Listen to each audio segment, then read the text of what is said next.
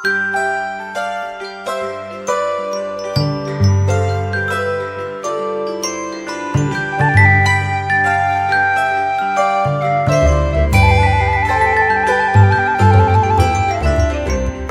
GPIB, selamat datang di acara Morning Call bersama-sama dengan saya Pendeta Domingus Andreas Busdai, Ketua Majelis Jemaat GPIB Pelita Baras.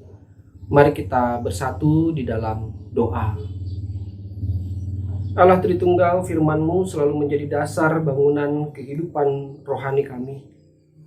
Tuntun kami ya Tuhan dengan kuasa Roh Kudus, agar kami mampu memahami, mengerti, melakukan, dan juga memperkatakan firman-Mu di sepanjang kehidupan beriman kami.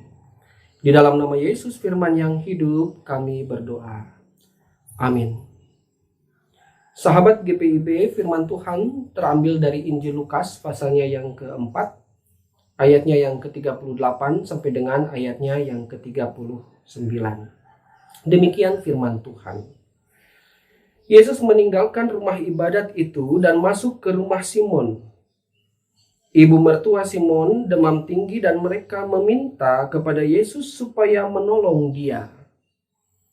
Lalu ia berdiri di sisi perempuan itu dan menghardik demam itu. Dan demam itu pun meninggalkan dia. Perempuan itu segera bangun dan melayani mereka. Demikian jauh pembacaan Alkitab, terpujilah Kristus, haleluya. Ibu bapak yang dikasihi oleh Tuhan kita Yesus Kristus, sakit penyakit selalu dipahami.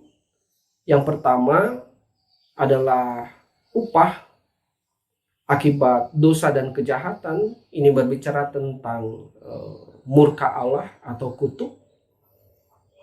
Bisa dilakukan, atau dosa itu bisa dilakukan oleh orang yang bersangkutan, tetapi juga bisa dilakukan oleh nenek moyang mereka yang tidak sempat diperdamaikan melalui upacara korban bakaran, sehingga akhirnya menghadirkan dosa turunan. Tetapi bagian Alkitab yang lain mencatat juga bahwa sakit penyakit juga bisa diakibatkan oleh roh-roh jahat. Jadi roh jahat atau setan bisa mengakibatkan seseorang kerasukan atau juga menerima atau menderita sakit penyakit. Nah, dikisahkan pada bagian Alkitab ini bahwa Simon Petrus meminta pertolongan Yesus supaya Yesus bisa menyembuhkan ibu mertuanya dari dikatakan sakit demam yang sangat tinggi. Bapak Ibu, seseorang yang sakit demam, dia akan mengalami penurunan fungsi organ. Otak dia akan menurun. Demikian juga bagian organ yang lain pun akan mengalami penurunan. Dan beberapa kasus bisa menimbulkan juga halusinasi. Artinya Bapak Ibu yang dikasihi oleh Tuhan, seseorang yang demam tinggi adalah orang yang tidak memiliki daya sama sekali untuk beraktivitas, apalagi melayani orang lain. Dan yang luar biasa Bapak Ibu, pada bagian ayat yang ke-39 dikatakan ketika Yesus menghardik demam itu dan demam itu pun meninggalkan dia, lalu perempuan itu segera bangun dan melayani mereka.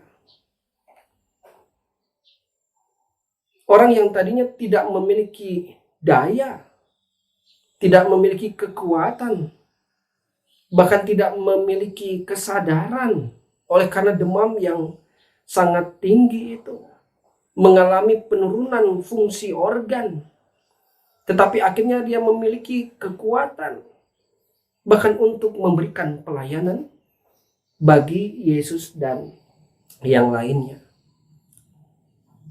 Sahabat GPIB yang dikasihi oleh Tuhan kita Yesus Kristus, ketika Yesus menyembuhkan ibu mertua Simon, bukan hanya kesembuhan secara ragawi yang sebenarnya mau ia sampaikan atau mau ia nyatakan. Tetapi di balik kesembuhan itu ada satu berita yang agung, yang tentunya mau diperdengarkan kepada semua orang termasuk sahabat GPIB. Yaitu berita pendamaian antara manusia dengan Allah. Dan Kristus itu sendirilah yang bukan hanya mewartakan, memberitakan, tetapi juga ialah pelaku pendamaian itu. Pelaku pendamaian antara manusia dengan segala dosa dan kejahatan, dengan mematahkan kutuk yang diakibatkan oleh dosa dan kejahatan yang kita lakukan, sehingga akhirnya kita bukan hanya sekadar memiliki kesembuhan, kepulihan secara ragawi, tetapi kita dilayakkan untuk menerima keselamatan dan kehidupan yang kekal. Nah, Bapak Ibu yang dikasihi oleh Tuhan, sahabat GPIB, bukankah Bapak Ibu, saudara dan saya adalah orang-orang yang telah dipulihkan dari segala dosa dan kejahatan itu? Bukankah Bapak Ibu, saudara dan saya adalah umat yang dikasihi Allah yang sudah menerima anugerah keselamatan secara cuma-cuma? Bukankah seharusnya kita pun bangkit dari segala ketidakberdayaan yang kita miliki dan kita bangun untuk akhirnya melayani Yesus yang terlebih dahulu melayani sahabat GPIB? Bapak Ibu, sahabat GPIB yang dikasihi oleh Tuhan kita Yesus Kristus, Ibu Bapak, saudara dan saya selaku gereja Tuhan tentunya harus menggumuli panggilan Tuhan di dalam kehidupan kita masing-masing. GPIB, beberapa jemaat, bahkan hampir seluruh warga jemaat sudah merumuskan program kerja dan anggaran tahun 2025-2026. Tentunya di bidang Pelkes kita menggumuli pelayanan diakonia. Mari kita lihat apakah kita fokus dengan pelayanan diakonia ini.